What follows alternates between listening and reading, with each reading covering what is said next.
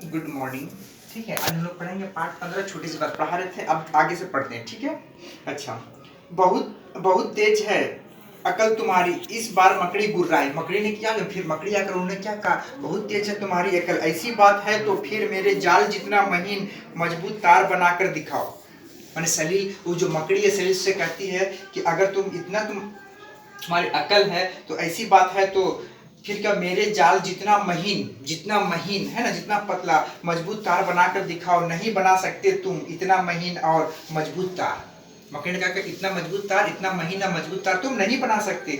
इस्पात के द्वारा बनाया गया इतना ही महीन तार मेरे जाल से, है ना, मेरे जाल से, मकड़ी कह रही है शरीर से, है ना, मेरे जाल से कहीं कमजोर होगा, कहीं कमजोर होगा, लेकिन मेरे जैसा मतलब महीन और मजबूत नहीं होगा।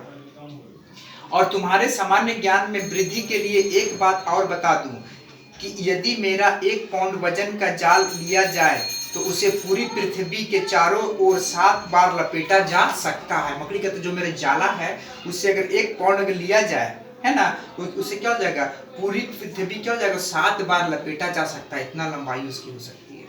ठीक है, उस जाल का मकड़ी ने शरीर से कहा तुम ऐसा नहीं कर सकते। इतने में एक भौरा भी वहां आ पहुंचा और भनभनाते हुए बोला, वाह रे तुम्हारी अकल।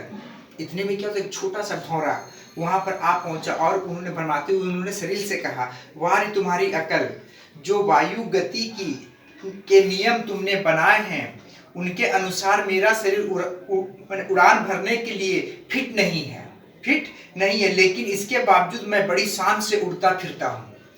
वो जो भौरा कहती है कि क्या जाएगा, तुमने जो तुम्हारी अकल, जो वायु गति के नियम तुमने बनाए हैं, वायु गति के नियम जो तुमने बनाए हैं उनके अनुसार मेरा सिर उड़ान भरने के लिए फिट नहीं है, लेकिन इसके बावजूद भी मैं बड़ी शान से उड़ती फिरती हूँ। और अब भला सोचो कि कितनी महान है तुम्हारी अक्ल, जो मुझे नन्हे से जीव के उड़ने की परिभाषा भी न कर सकी। नन्हे से परिभाषा को भी तुम क्या होता, छोटे से जीव को उड़ने का क्या होता, तुम लोग कुछ नहीं कर सकते, मैंने जीव को उड़ने की परिभाषा भी ना कर सके। हंसता हुआ भौरा पुनः अपनी डाल पर जा बैठा। ठीक है, मैंने कहने मतलब भौरा कहना था कि उनके अनुसार मेरा शरीर उड़ान भरने के लिए फिट नहीं है, लेकिन इसके बावजूद मैं बड़ी शान से क्या होता हूँ, उड़ता हूँ वायु गति के हिसाब से। ठीक है, उड़ती हूँ।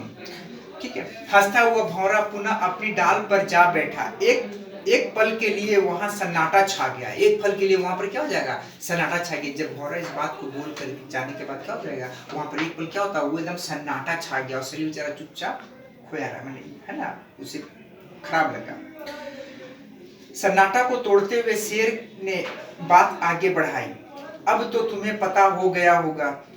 जब भौरा चली गई उसके बाद क्या हो जाएगा, शेर है ना, जब सन्नाटा हो गया एकदम, तब क्या हो जाएगा, तब शेर ने क्या हो जाएगा, बात को आगे बढ़ाई। तब शेर ने कुछ कहा, अब तो तुम्हें पता हो गया होगा, उन्होंने, शेर ने शरीर से कहा, अब तो तुम्हें पता हो गया होगा नादान मनुष्य कि तुम इन जीवों में कितने महान हो। कि तुम्हें जो अपने में घमंड था कि मनुष्य अपने बुद्धि के कारण मैंने जीवों से बहुत मैंने बुद्धिमान होता है ना, शक्तिशाली होता, ऐसा नहीं है ना। नादान मनुष्य कि तुम इन जीवों के कितना महान हो। अब जरा तुम अपनी घमंड की चिमनी से उतरने की कोशिश करो और हमेशा इस बात का ध्यान रखो कि सभी जीव में कुछ न कुछ मौलिक विशेषताएं पाई जाती है। शेर ने क्या शरीर को कहता है कि तुम अपने घमंड, जो तुम्हारा घमंड है उसको तोड़ो, है ना, उसको छोड़ो, और याद रखो कोई भी छोटे से छोटे जीव में भी कुछ न कुछ विशेषताएं होती है ना, विशेषताएं होती है। ठीक है, उसमें विशेषता पाई जाती है। सभी जीव आपस में बराबर होते हैं, ना कोई किसी से छोटा होता है ना कोई किसी से बड़ा। सभी जीव क्या होता है, आपस में क्या होते हैं, बराबर होते हैं, ना कोई छोटा होता है ना कोई बड़ा। ठीक है, यदि तुमने प्रकृति और हम जानवरों के विरुद्ध कार्य किया तो बचोगे नहीं। यदि तुम प्रकृति और हम जानवरों के विरुद्ध अगर कोई कार्य करते हो तो तुम बचोगे नहीं। क्यों, शेर ने सलील को धमकाया, कहा उनसे कि सुधर जाओ, है ना, छोटे छोटे जीवों को सताया मत करो। ठीक, रेडी। लेकिन इसके बाद भी यदि तुम्हारा स्वभाव नहीं बदला और तुम जीव जंतुओं को सताते रहे, लेकिन तब शेर ने कहा कि इसके बावजूद भी अगर तुम्हारा स्वभाव नहीं बदला क्योंकि वो सलील था क्या, तो छोटे छोटे जीवों को मारता था, उसे सताता था, उसे बड़ा अच्छा लगता था, है ना। कोई भी निहत्थे जीवों को नहीं मारना चाहिए, ठीक है।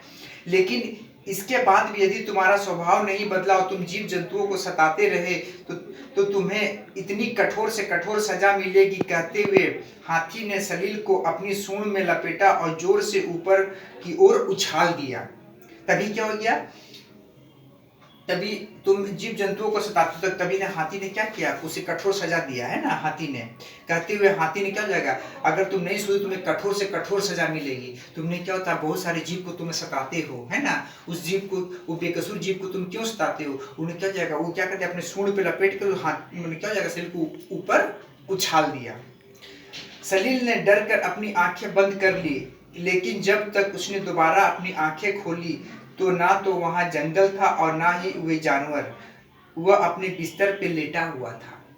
वो अपने बिस्तर पे, माने क्या होता है, सलील जो चल था तो उसे क्या होता, जब वो देखा कि जो हाथी उसे उठाकर फेंक दिया है, जब वो आंख मनुष्य डर से जब उसके आंख खुलता है, सलील ने डर कर अपनी आंखें बंद कर ली, है ना। जब फेंका तो जब डर से अपनी आंखें बंद कर ली, लेकिन जब उसने दोबारा अपनी आंखें खोली तो ना जाने वहां जंगल था और ना ही वे जानवर, ना ही वो कोई जंगल था ना वो जानवर। वो क्या कर रहा था, वो बेड पे सोया, जिसके कारण वो क्या होता है, वो सपना देख रहा था, है ना। वह अपने बिस्तर पर लेटा हुआ था। इसका मतलब है कि मैं सपना, सलील मन ही मन बड़बड़ाया, अरे मैं सपना देख रहा था, है ना। इतने जानवर मुझे आकर समझाया कि, है ना, इस तरह से। अब जब जब देखा कि अरे मैं सपना देख रहा हूँ, उन्होंने आश्चर्य हुआ उसे, ठीक है। सलील मन ही मन बड़बड़ाया, उसने अपनी पलकों को बंद कर लिया और करवट बदल ली। हाथी की कही हुई बातें अब भी उसके कानों में गूंज रही थी, है ना। उसे हैरान हुई, कह रही ये मैं सपना देख रहा था, कितना जानवरों ने मुझे समझाया, है कि जानवरों ने मुझे समझाया कि कोई भी बेकसूर जानवर को नहीं मारना चाहिए, है ना। और करवट बदल ली, हाथी की कही हुई बातें उसके कानों में गूंज रही थी।